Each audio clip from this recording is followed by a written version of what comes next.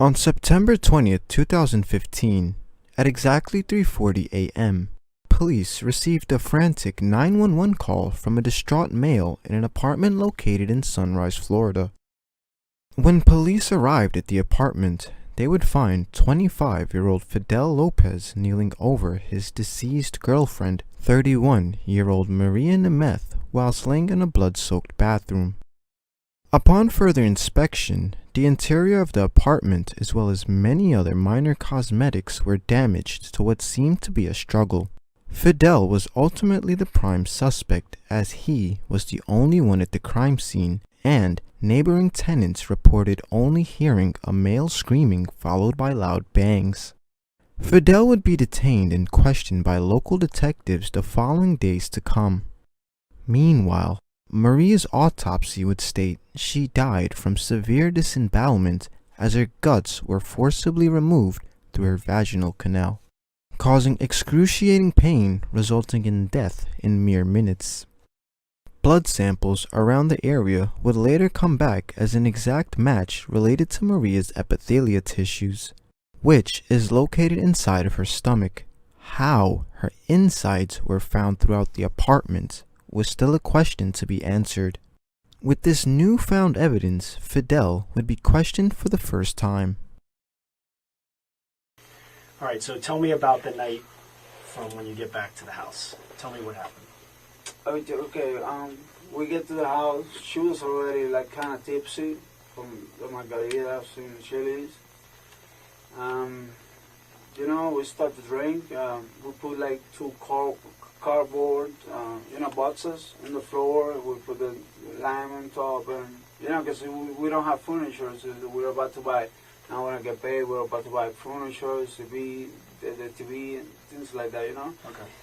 And so we put the two boxes on the floor on the dinner room, and then we start drinking and talking and listen to music, and we have a lot of shock of tequila.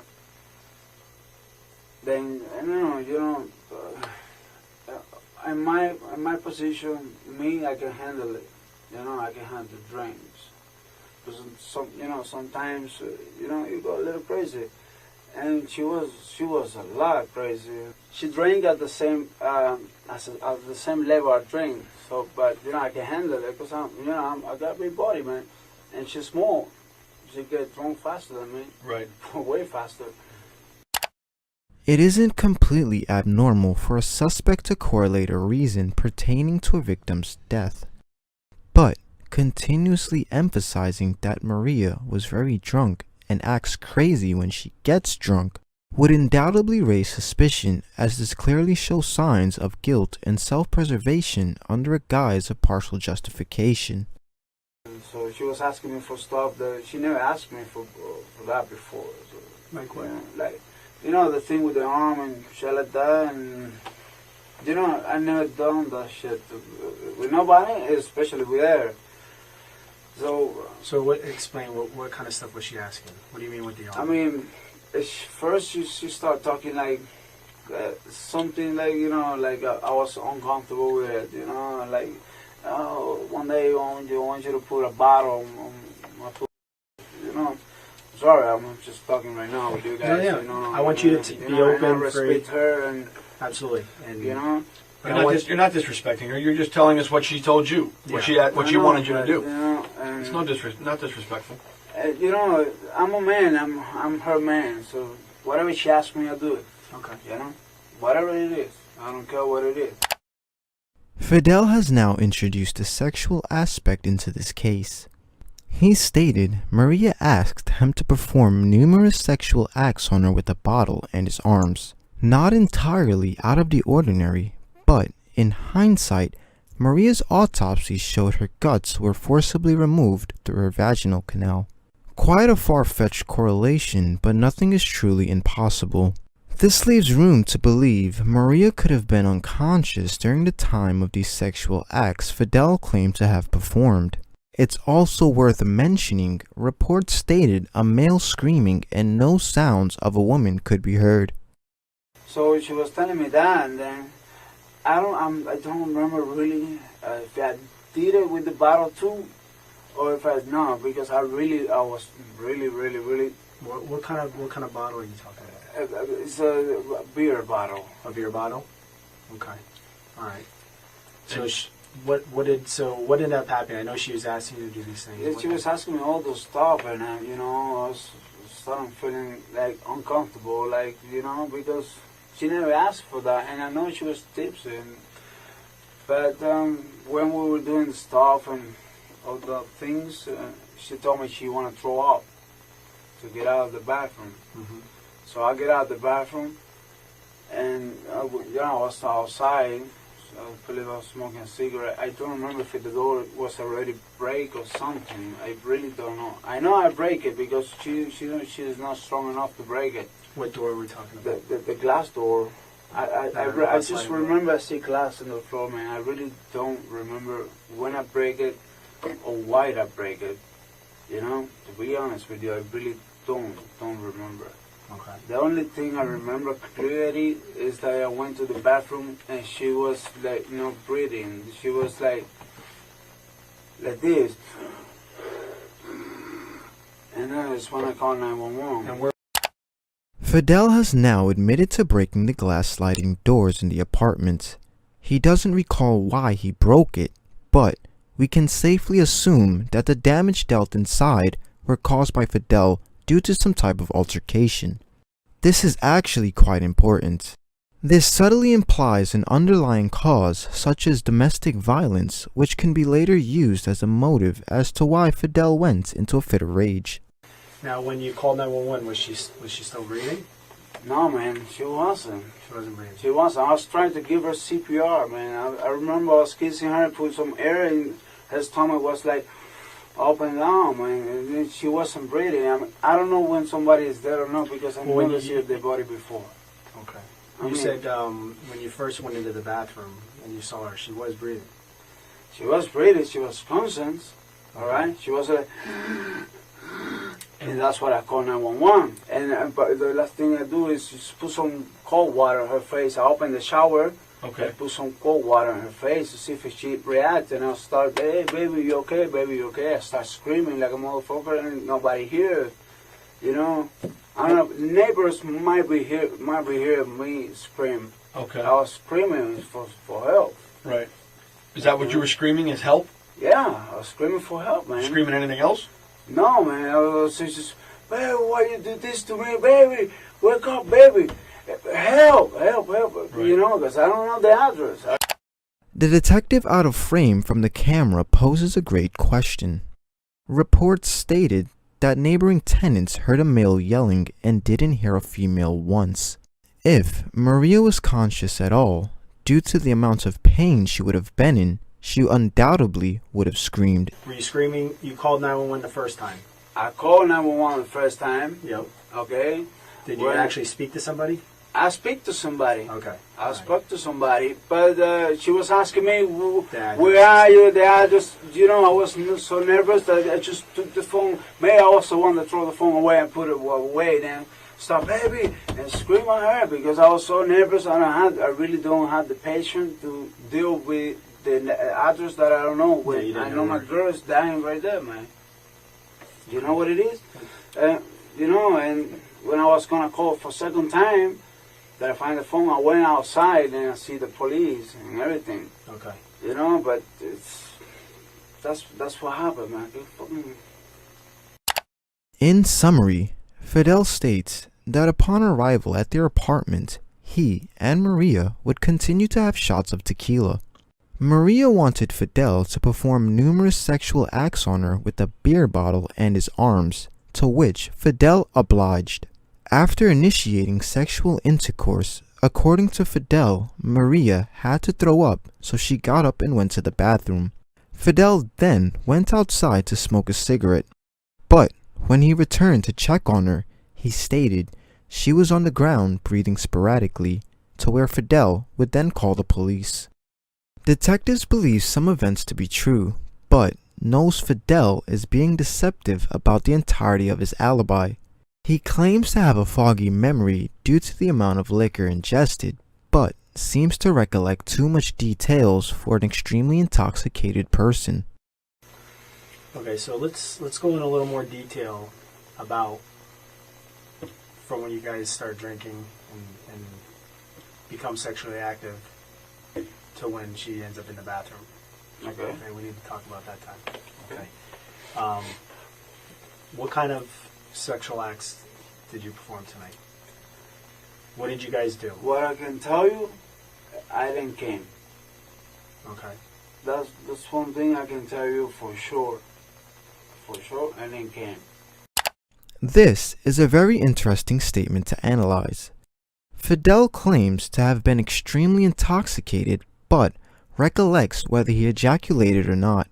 A truly drunk and innocent person wouldn't need to remember such details if their loved one died that same night shortly after giving them CPR. And then, she was, I was drunk, she was drunk, she was telling me for me to do stuff that I never done before with nobody, especially with her. Okay. And, I know it might be a little embarrassing, or you might want to. Don't worry, man. But listen, That's what you need to do. I want you to tell me what kind of things. Because You're saying she's asked you to do things, I want you to explain. She want me to put my arm on her, and stuff like that. And like a open-minded European says, I don't know. Okay, and what type of things did you do?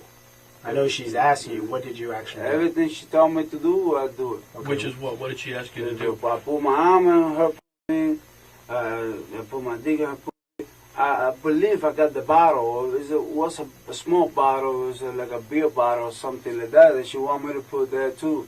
I just tried to make her happy, whatever. I understand. But she was constant. She was not. She wasn't like knocked out or something like that. I would never do that to my girl. Here, we see Fidel reassert Maria being conscious during these sexual acts. This is also subtly important. If Maria was conscious during these sexual acts, it is believed that neighboring tenants would have heard a female scream.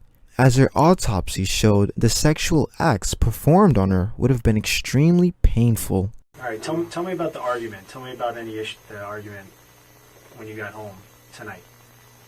When we got home tonight? Yeah, once you got home in the apartment, talk about that. Like, what were you guys arguing about?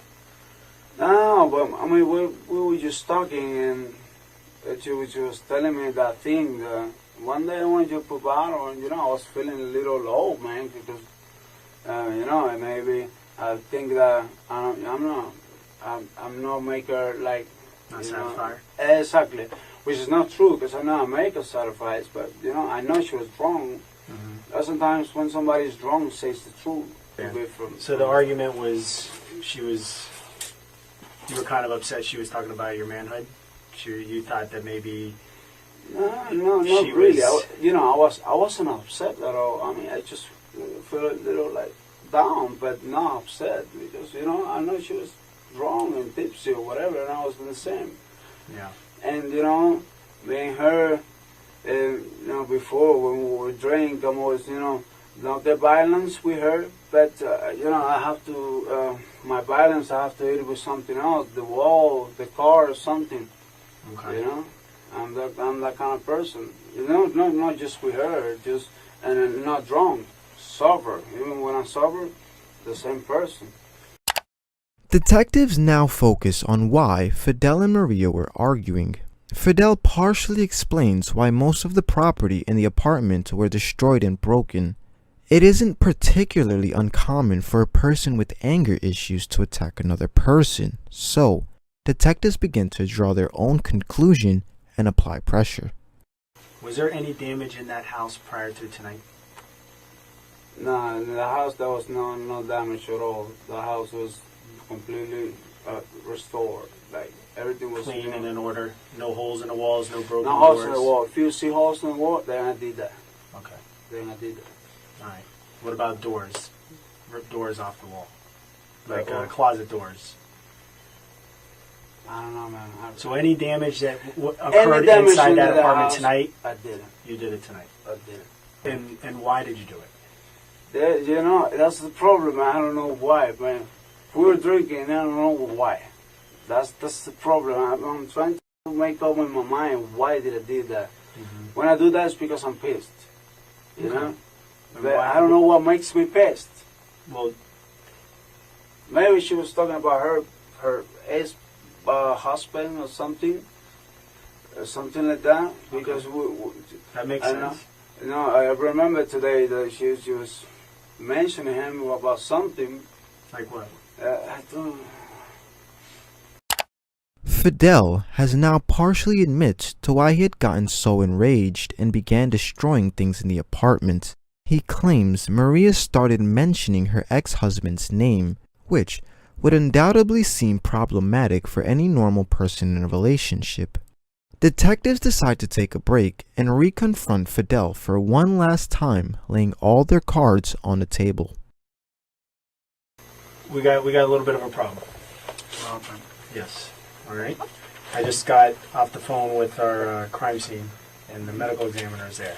Okay, the doctor, and there's the injury to her is severe injuries. Severe injuries. Body. Yes. Multiple injuries inside there. Tissue ripped out. What is that? Tissue inside. All the insides out on the floor. What else? That's the cause of the death? Yeah. We think. You know the amount of blood that's in there? Her insides were ripped out. What happened, man? What happened? We both were drunk, man. I don't care. I don't care. That doesn't make a difference in this situation. Okay? There's serious injury to her. There's things that were done in there, and I think you have a little bit of a conscience, and you were worried. You were worried because you even cleaned the blood off yourself. Did she ever ask for help? No, her? No, she was a. Did she ever tell you to stop, or that she was in pain or hurting? Never. She was talking, like, keep going. That's it. But she never told me stop. I don't know. I don't even know how fucking shit from her body come out of there. Think realistic. You're putting your whole arm inside her. Where's your hand at that point? It's not in her vagina anymore, right? I understand. It's up inside her stomach. Well, why she didn't tell me to stop or something? We don't know. And the stuff and the part of her body from her insides that's on the floor, it wouldn't just fall out of her. It would have to be pulled out of her. I didn't pull anything, man. Like, Listen. You know, when you put your arm in someone and go up inside their intestines, that's damaging. That's damaging. It's not sexual. That's torture. You know why I think she was passed out when you had your fist inside of her? I'll explain to you why. Why? Because what came out of her insides, there's no way she could have been conscious and not been in horrible pain. Explain to me is from, of course, inside of her body. But why, when I pull my arm and you obviously pulled it out. No, I don't grab anything. I mean, just pull my hand. That's it. No, you put your arm up to here. Yeah. Okay, like he just said. Look how far that is. I know. Okay. I know, but I don't grab anything and put it back. If it comes something out of there, I really don't know. I mean, oh man.